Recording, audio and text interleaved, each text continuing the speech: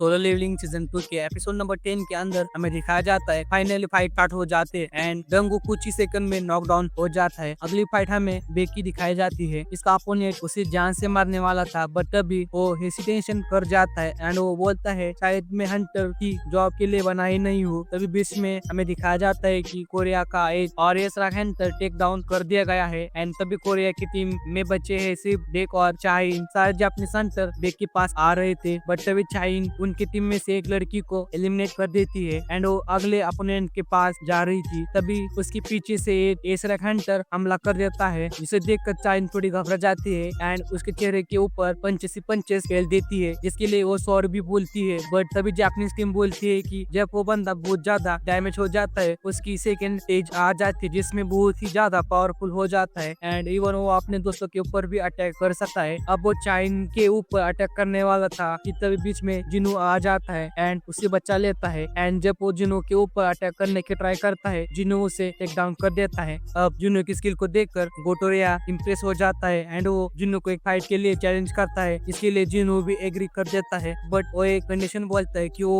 तभी फाइट करेगा जब गोटोरिया जी उसके अगेंस्ट अपनी पूरी पावर यूज करेगा। इसके लिए गोटोरिया जी हाँ बोल देते हैं एंड फाइनली उनकी फाइट शुरू हो जाती है एंड गोटोरिया जी सबसे स्ट्रॉन्गेस्ट एसरक हंटर था जिसके खिलाफ जिनू ने फाइट की थी बट क्योंकि जिनू ने भी लेवल अप कर लिया था वो उसके मुंह को डॉच कर पा रहा था। ये देख के गोटोरिया जी को गुस्सा आ जाता है एंड वो डिसाइड कर लेता है कि वो जिनू को जान से मार डालेगा एंड वो जिनू के ऊपर एक अटैक भी लैंड कर देता है। इससे जिनू को ज्यादा डैमेज नहीं होता बट उसकी गाल पे कट आ जाता है एंड वो अगला अटैक करता है। जिनू उसका हाथ पकड़ लेता है बट वो उसकी हथेली को पकड़ता है ना कि उसकी रिस्ट को ताकि वो एलिमिनेट ना हो पाए। ये देख के गोटोरिया जी बहुत ज्यादा गुस्से में आ जाता है एंड अब वो इनकी एपिक फाइट शुरू होने वाली थी कि तभी दोनों कंट्रीज के एस रैंक हंटर्स देश में आ जाते हैं एंड उनकी फाइट को रुकवा देते हैं। जिन्होंने अब सभी की शाडो के अंदर अपने सोल्जर्स को डाल दिया था। अब सारे जापानीज हंटर चले जाते हैं एंड जिन्हों चेयरमैन गोस से कुछ बात करने के लिए आता है। अब हमें अगले सीन में दिखाया जाता है कि गोटोरिया जी किसी से कॉल पे बात कर रहा था एंड वो उस आदमी को बताता है कि यहाँ पे कोरिया में एक बहुत ही ज्यादा स्ट्रॉन्ग हंटर है जिसका नाम है संग जिनू।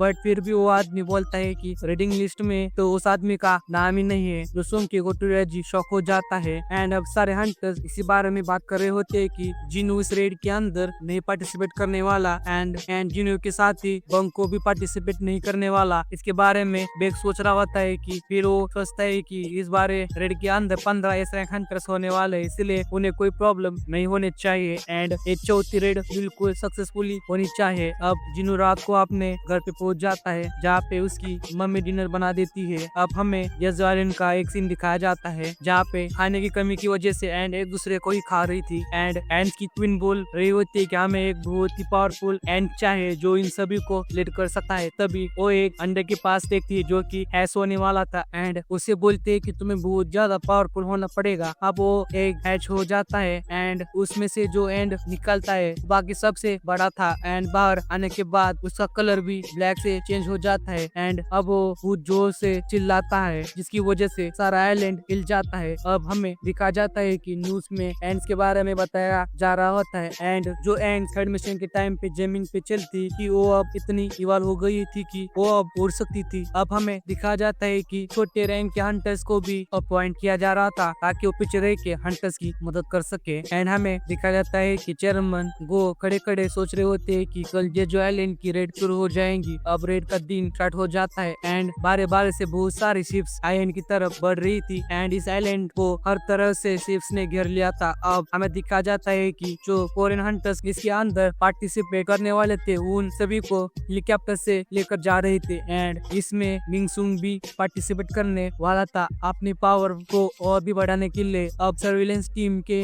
ऑफिसर और चेयरमैन को आपस में बात कर रहे होते। ऑफिसर चेयरमैन को बताता है कि सारे टीम्स धीरे धीरे आइलैंड के ऊपर पहुंचते जा रहे हैं एंड तभी हमें रिवील की जाता है कि बेगू भी इस मिशन के अंदर फाइनली पार्टिसिपेट करने वाला है। इसे देख के बेग बहुत ज्यादा शॉक हो जाता है एंड बेग को बोलता है कि अगर मेरे जैसा हिलत तुम्हारे साथ नहीं रहेगा तो तुम जल्दी मर जाओगे। अब हमें देखा जाता है कि जापानीज हंटर सक्सेसफुली इस आइलैंड के ऊपर पहुंच गए हैं एंड सभी ने अपनी अपनी पोजीशन भी ले ली है। हमें दिखा जाता है कि हेलीकॉप्टर के अंदर एक न्यूज रिपोर्टर भी होता है जो कि इस सारी बैटल लाइव तभी को दिखाने वाला था बट किसी भी भी एक्सीडेंट से बचने के लिए लाइव फीड 10 मिनट डिले चलेंगे एंड अगर कुछ भी गलती होता है तो उनकी एडिटिंग टीम उस चीज को काट देंगे। रिपोर्टर यह बात बताते हैं कि वो एक एयरस्ट्राइक हंटर का है एंड अगर कोई भी मुसीबत आए तो वो अपने आप को हैंडल कर सकता है। अब हेलीकॉप्टर आइलैंड के बहुत पास आ जाते, इसलिए सारे जापानीज हंटर अपना अपना माना रिलीज कर देते, जिससे सारे एंड्स अट्रैक्ट हो जाते हैं एंड अपने बेस से बाहर आने लगती है, बट वो सीधे हेलीकॉप्टर के पास आने लगती है। इसलिए चोइंग बोलता है कि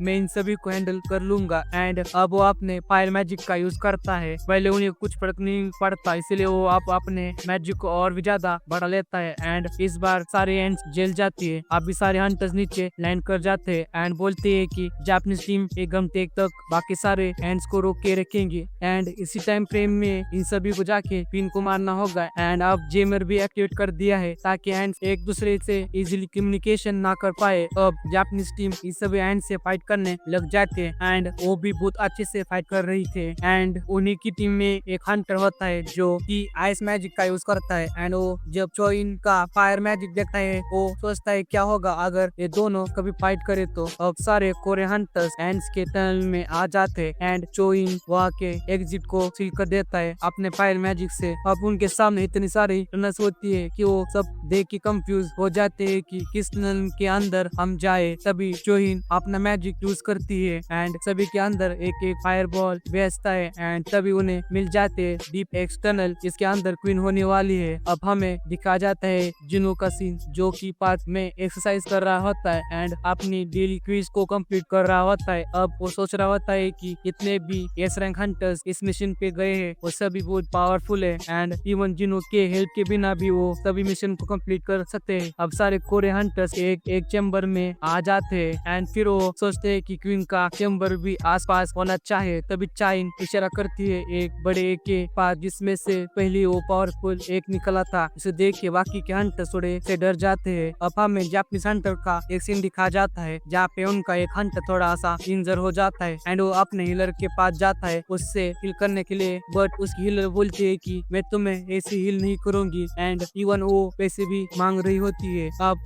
ऊपर से एक और एंड्स का ग्रुप आने वाला था, इसलिए वो हंटर बोलता है कि मुझे जल्दी से हील करो एंड अपने डिमांड बताओ। अब वो कुछ भी बोल पाती उससे पहले ही उसका गला काट दिया जाता है। इसे देख के वो दोनों हंटर्स डर जाते हैं एंड ये पे एपिसोड हो जाता है खत्म। सो जो भी चैनल पे नया आया हो प्लीज चैनल को सब्सक्राइब कर दो। मिलते हैं सभी लोगों से अगले वीडियो में, अब तक के लिए गुड बाय।